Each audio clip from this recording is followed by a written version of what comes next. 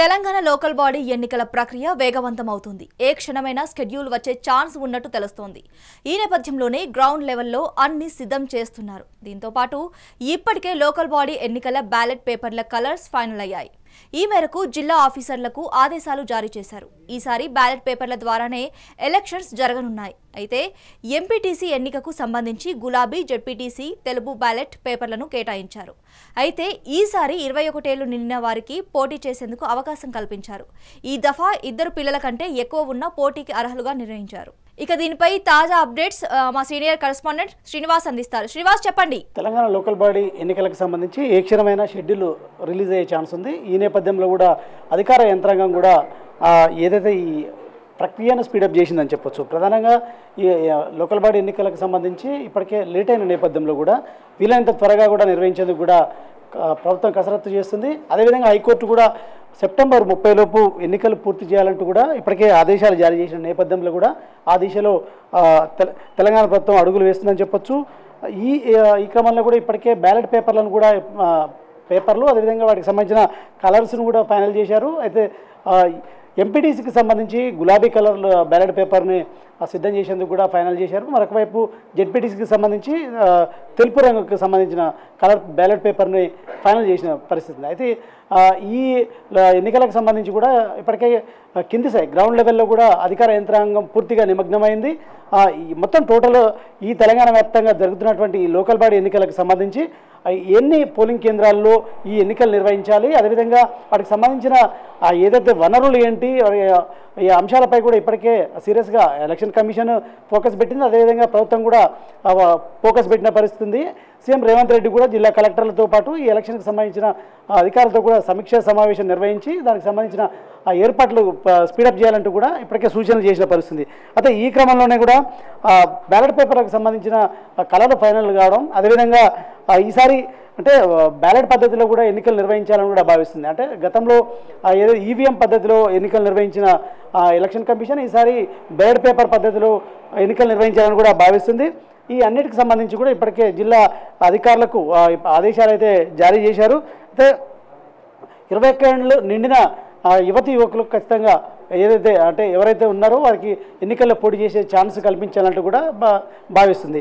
మరొక వైపు గతంలో ఏదైతే 2 పిల్లల కంటే ఎక్కువ మంది పిల్లలు ఉన్న వారు ఎన్నికల్లో పోటీ చేసే ఛాన్స్ లేదని కూడా చెప్పిన నేపథ్యంలో కూడా ఈసారి 2 పిల్లల కంటే ఎక్కువ ఉన్న వారికి కూడా పోటీ చేసే అవకాశం ఉన్నట్టు కూడా చెప్తున్న పరిస్థితుల్లో కొంచెం ఇది అంటే ఎవరైతే ఆశావాహులు ఉన్నారో ఎన్నికల్లో పోటీ చేసేవారు వారికి ఊరట కలిగించే అంశంగా చెప్పొచ్చు. ఎందుకంటే ఈ రాజకీయ పార్టీలో కూడా ఎక్కువ మంది ఉన్నారు, యాక్టివ్గా ఉన్న పరిస్థితి. కానీ వారు పోటీ చేసేందుకు కూడా ఈ పిల్లల వ్యవహారం అడ్డు వస్తున్న నేపథ్యంలో కూడా ఈసారి అది అడ్డంకిగా లేని క్రమంలో కూడా పోటీ చేయడానికి ఎక్కువ మంది ఆసక్తి చూపుతున్న పరిస్థితి అయితే కనిపిస్తుంది.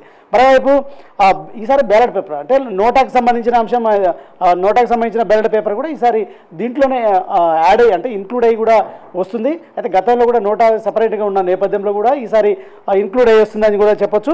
సో మొత్తంగా ఈ ఎన్నికలకు సంబంధించి ఇప్పటికే అంటే తెలంగాణ ప్రభుత్వం స్పీడప్ చేసిన నేపథ్యంలో కూడా జెడ్పీటీసీ, ఎంపీటీసీ తర్వాత జెడ్పీటీసీ నిర్వహించిన తర్వాత సర్పంచ్ ఎన్నికలకు కూడా పోవాలని కూడా భావిస్తుంది.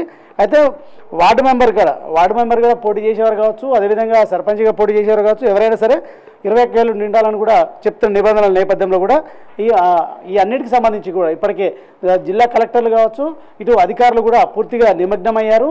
ఈ పనిలో కూడా స్పీడప్ చేస్తున్న పరిస్థితి.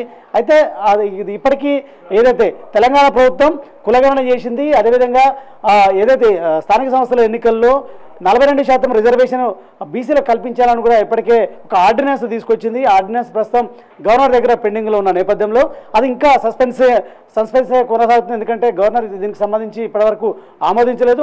ఒకవైపు ఇప్పటికే ఈ బీసీ బిల్లుని కేంద్రం వద్దకు పంపిన నేపథ్యంలో కూడా అక్కడ కూడా పెండింగ్లో ఉంది. ఎందుకంటే ఖచ్చితంగా ఆర్టికల్ 9th షెడ్యూల్లో చేస్తేనే దీనికి వాల్యూ ఉంటుంది కాబట్టి ఇంతవరకు కేంద్ర ప్రభుత్వం కూడా దానికి సంబంధించి ఆ ఫైల్ను కూడా ముట్టుకోలేదు. అది ఆర్టికల్ 9th షెడ్యూల్లో చేర్చాలంటూ కూడా ఇప్పటికే తెలంగాణ ప్రభుత్వం సీఎం రేవంత్ రెడ్డి పట్టుబడుతున్న పరిస్థితి. ఈ క్రమంలో కూడా సీఎం రేవంత్ రెడ్డితో పాటు ఇటు అదేవిధంగా మంత్రులు, బీసీ నేతలు కూడా ఢిల్లీ వెళ్తున్నారు. ఇప్పటికే పిసిసి అధ్యక్షుడు ఢిల్లీలో ఉన్నారు, మకాం వేశారు.